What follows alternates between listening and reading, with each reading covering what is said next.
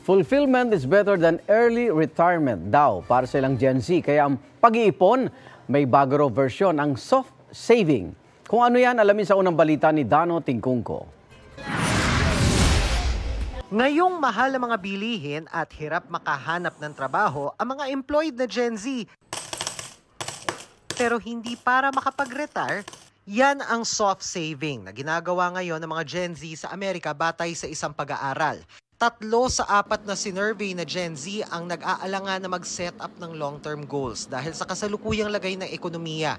Mas inuuna nila ang personal growth, emotional well-being at kung ano ang mas fulfilling sa iyo sa kasalukuyan para magkaroon ng indirect financial benefits kesa sa pag-iipon para sa retirement. Living in the moment, ika nga nila. Kabilang na riyan ang pagtatravel, pag-aaral ulit at pagnenegosyo.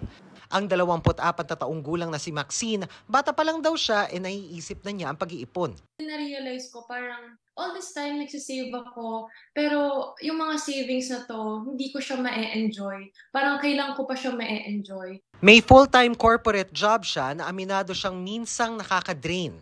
Kaya may mga sinubukan siyang hobby tulad ng clay art, kalaunay naisip niya na ring pagkakitaan. Nakikita niya ang kahalagahan ng pag-iipon sa paraang nakakapag-enjoy pa rin daw siya. Nakikita ko na siya as investment for myself and how would I explore the world of art and paano ko mas ma-express yung sarili ko to other people.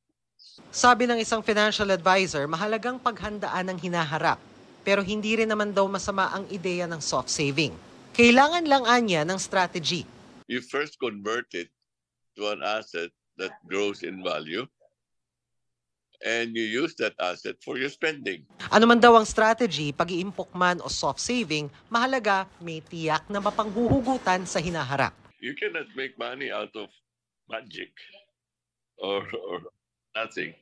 So the principle of converting your currency, spending your currency for your lifestyle. Ito ang unang balita, Dano Tingkungko para sa GMA Integrated News. Igan, mauna ka sa mga balita. Mag-subscribe sa GMA Integrated News sa YouTube. Sa mga kapuso abroad, subaybayan nyo kami sa GMA Pinoy TV at sa www.gmanews.tv.